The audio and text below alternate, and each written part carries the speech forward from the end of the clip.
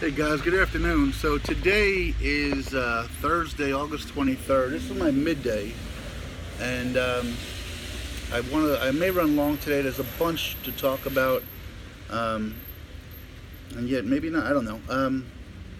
There's a bunch to talk about, and I might run a little bit long today, and that's okay because I've not left much in the way of posting our videos the last couple of days. And the reason for that is I was at a state campground in Missouri, sharing an amazing day with some great folks, but my service was really terrible and spotty. So, as I speak to you, I don't know, let me turn around, I don't know if you can see the rain coming down out here. Look at the street. So, I am currently in Springfield, Missouri. I'll kind of tell you about how I got here and how ironic that is as well. But I'm in Springfield, Missouri, and the reason for that is that Joe and Tracy, who I met back at Bennett Springs in Lebanon, outside of Lebanon, knew the weather was nothing but rain, knew that the town that was halfway between Lebanon and here, they showed me, was literally a small gas station and a motel. That was the whole town, so there wasn't going to be much socializing or people to meet, and I wanted to make sure I was safe. So while I don't usually like to take rides of any substance, this one I accepted. And then in the world of karma and everything has a reason, I'll explain why I think God had meant for me to be here when I got here. So first let me talk about yesterday a little bit.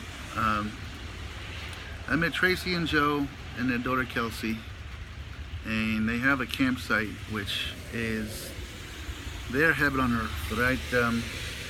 Tracy's not a big traveler.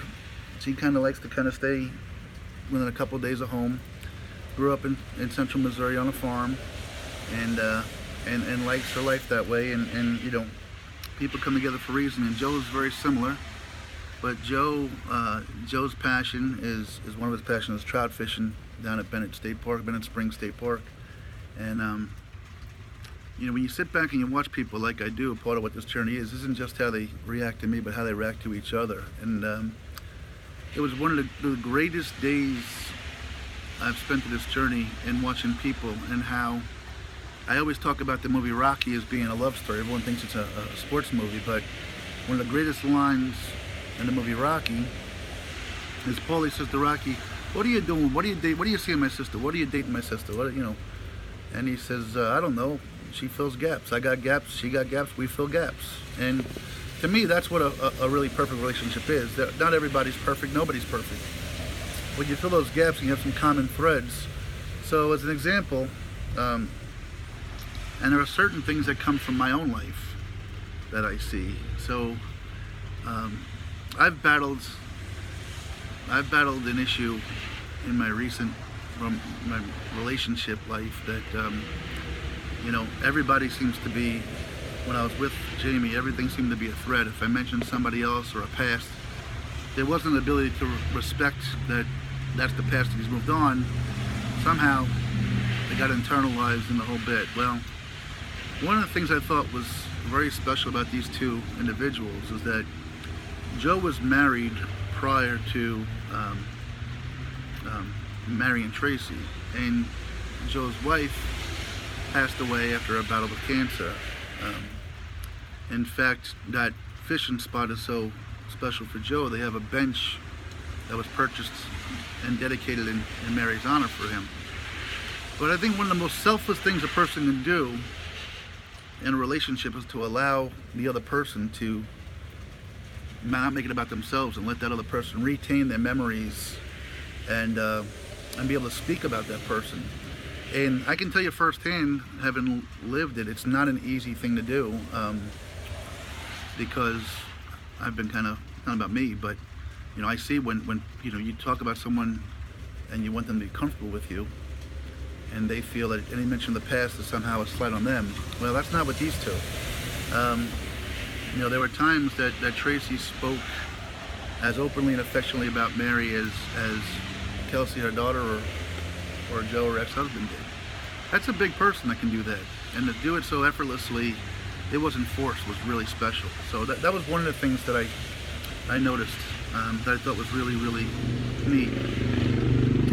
another thing this morning. So, talking about filling gaps, Tracy has her comfort zone and Joe has his, and they don't necessarily always match up. For example, Joe could sit down there in the camper by the lake for 4, 5, 6 days, and Tracy likes to do a day or two and get back home to the dogs and her comfort of her own bedroom and things like that. But it's only an hour and a half, so she comes back the next day, and nobody's worrying about who's doing what or where they're going. Is everybody okay?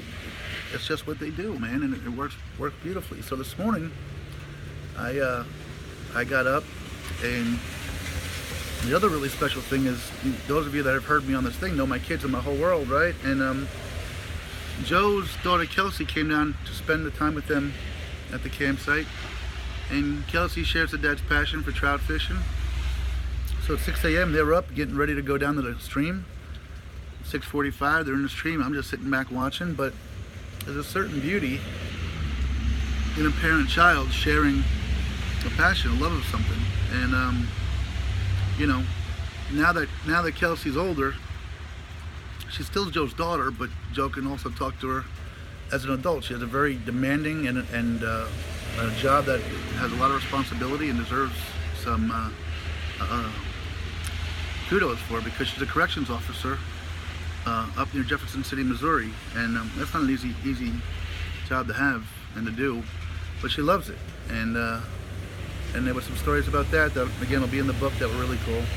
But again, just seeing the dynamic between Joe and Kelsey made me hope that when my daughter's Kelsey's age, that her and I will be able to share and be as close as they are, and that was really special for me. And then yesterday, as I said in one of my shorter videos that I've done, yesterday was really neat for me, because I can't really explain it. I wasn't really, maybe it was my longing for my home back in Eagle Rock. Maybe it was just the simple fact that nature was so beautiful out there. But I was able to kind of detach from, Journey Jim and be just Jim. And I felt like I'd known these people for years and years, and we're sitting on, like they were neighbors from way back when, and we're just sitting on one of our back decks talking about things. I mean, we talked about a lot of different topics, and there were certain little, idioms or mantras that were said that I think were really valuable, and I'm going to keep with me. But there was it was just really special for me that I got to share this day with these special people, and again, communicate and talk about some topics that don't often come up in the course of everyday life. And I think it's refreshing when you can have an intelligent dialogue with another person, and I think we all kind of enjoyed that a little bit. So, and as I said, Tracy went home, and Tracy was really the coordinator of getting together, and Joe just picked up on it seamlessly. It wasn't as if I've been in some places where one of the spouses really into it and the other spouse kind of but as I said, Tracy went home, and I spent the night just sitting around with Joe, talking about things, and it was just wonderful. So that's a little bit about yesterday into today. I shared a bunch of pictures with them trout fishing and the park, and certainly got an education on that regard too, in nature. I also got a good luck buckeye. This was interesting. There's a buckeye tree, and I got a buckeye. Now, if those of you know, Ohio is called the Buckeye State. I was in Ohio, I never saw what the heck a damn buckeye was, but here I gotta wait for the nut to crack open, or the seed inside. That's gonna become my my good luck charm. So, but there's a buckeye tree in Missouri, not in Ohio, ironically. Another thing I want to talk about with you guys, I've said it again, I've said it before, but I'll say it again. I wear my emotions on my sleeve, and when I'm up, I'm up. When I'm down, I'm down.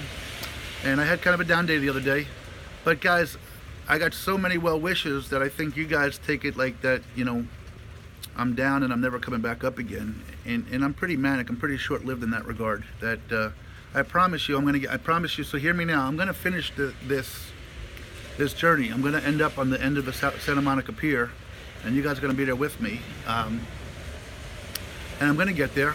But I'm gonna have some down days probably between now and then as well. But please don't. I appreciate all the well wishes, but please, I'm asking you guys not to overreact and just go, hey, he's having a bad day, he'll get it, he'll be good. I appreciate the support. I just don't want you guys to get panicky out there, and because then I feel like I can't be myself, because I want to protect you guys. That's kind of who I am, and I want to be real, and I want to be transparent. I want to let you see the days I'm high and the days I'm low. I don't want to pretend that everything's is a perfect day out there for me. But if I show some vulnerability, or show some apprehension, or show some despair, I don't want you guys to think that, oh my God, he's quitting, or he's throwing the towel, and it's the end of it. I'll let you know if it ever comes to that, but it's not ever going to come to that. All right. But that brings me to today. So you say things happen for a reason. Well, before I get into that, let me talk about last night. So last night, I love the idea of sleeping outside when the weather's beautiful.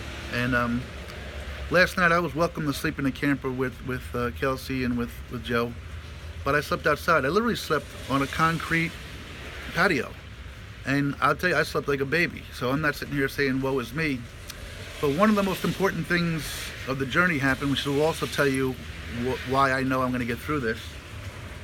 One of the most important people in my entire life has always been my brother. He's been my hero, he's been my friend, he's been my coach, my dad at times. He's been a lot of things to me. And like other brother, we don't always see eye to eye. But it always seems to be important for me, if I make some kind of major decision in my life, to go to him seeking his approval. And the truth is, I don't always get it. And I certainly don't always get it in the most calm, reserved voice. And much was the same for this journey. When I left on this journey, I kind of told them what my plans were, and it wasn't met with a lot of support and positivity. And essentially we ended up hanging up on each other. And it was the last time I had spoken with him. This was back in early to mid-May, and I didn't hear from him again till about maybe a week and a half or so ago. I speak with my mom, who I speak to every day, and asked how he was doing, and she told me I got in a new position, and I just shot him a text to let him know, hope it goes well and I love him. And it was pretty short. But last night, as I'm laying there on this concrete out in the middle of